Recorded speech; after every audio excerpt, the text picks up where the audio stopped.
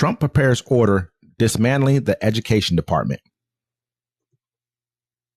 President Trump is expected to issue an executive action as early as Thursday, calling on Education Secretary Linda McMahon to take all necessary steps to facilitate the closure of the Department of Education, according to a draft of an action obtained by NPR.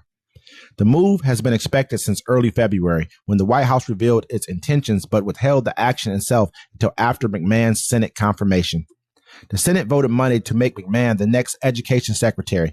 Democrats uniformly opposed her after McMahon's publicly committed to unwinding the department.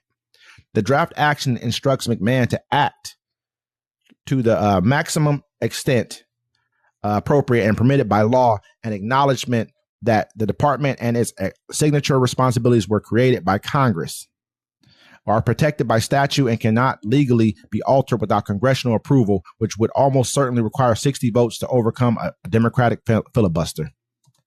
News of these actions first reported by the Wall Street Journal. The House did not respond to a request for comment, but White House Press Secretary Caroline Leavitt posted on X that Trump would not be signing an executive action on the Education Department on Thursday. The order offers a justification for the department's closure that since its founding in 1979, the Department of Education has spent more than $1 trillion without producing virtually any improvement in student reading and mathematics scores. Well, that's not what the department is for.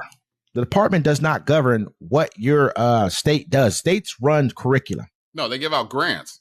and they give out money for food programs and other things of that nature. So really what they're saying is that it should be a government ran education. I think my personal opinion is that the government should provide curriculum across the board for everybody. Well, the government should provide it. I think what they're trying to do, actually, after looking it up, they want to privatize education. Yeah. You know what I'm saying? Like the only way you can go to college now, you can't get a grant. So you're going to have to take a student loan. You know, student loans are predatory.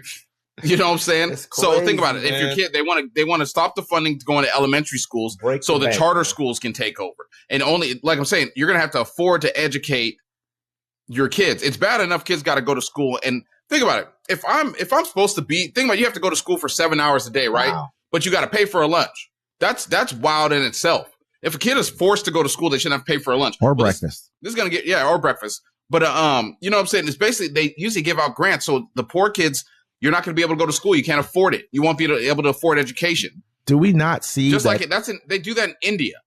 You know what I'm saying? Like only because there was a guy out there that would educate, orphan children, you know what I'm saying? And like, he would do it. And they said, because you have to pay to go to school.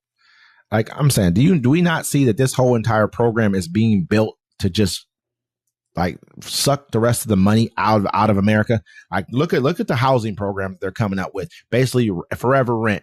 You know what I mean? Look at the new education program. Oh, you're no more public schools, privatize everything, money to be spent, figure it out this way. Go take out grants, go take out loans. You want your kid to have a better education, go take out a loan. Look what they're doing with healthcare. They don't want to make sure they want to take away Medicaid, Medicare, Social Security. They want to take away everything from the people and make you pay more. You don't get that? And then you'll never own anything because everything's for profit. You don't get that? I've talked about it before. You don't own your media.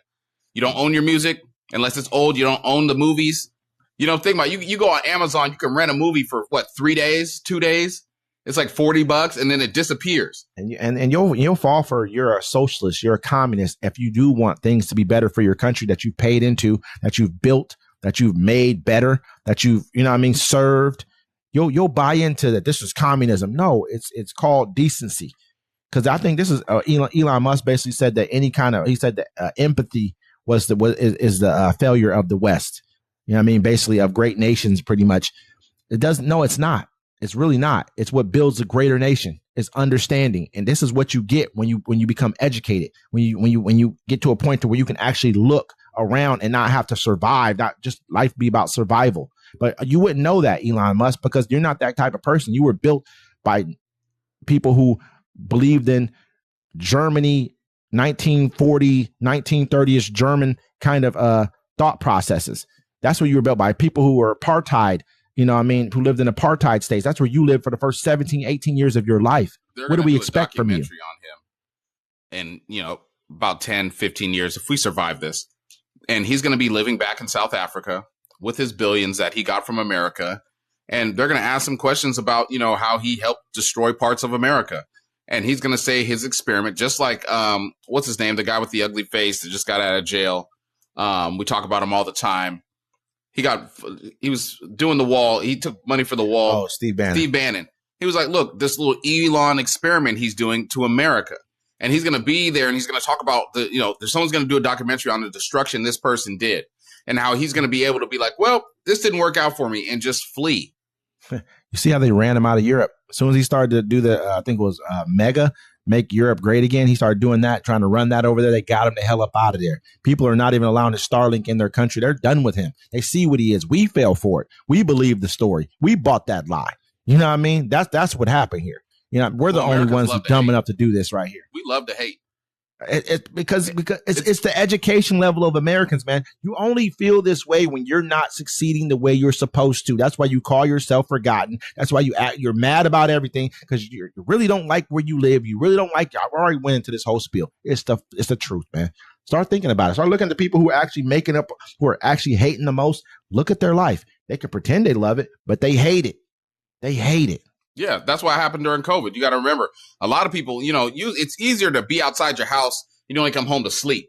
But when people had to be inside their houses and deal with the reality they've created for themselves, people were killing their husbands, their wives, beating their children, killing themselves because they were like, look, I can't do this. I need to be outside. They had to go outside and have people serve them. They had to have power over something. You know what I'm saying? Like it's a nasty place, man. But we're going to keep you up to date. Uncommon Courtesy.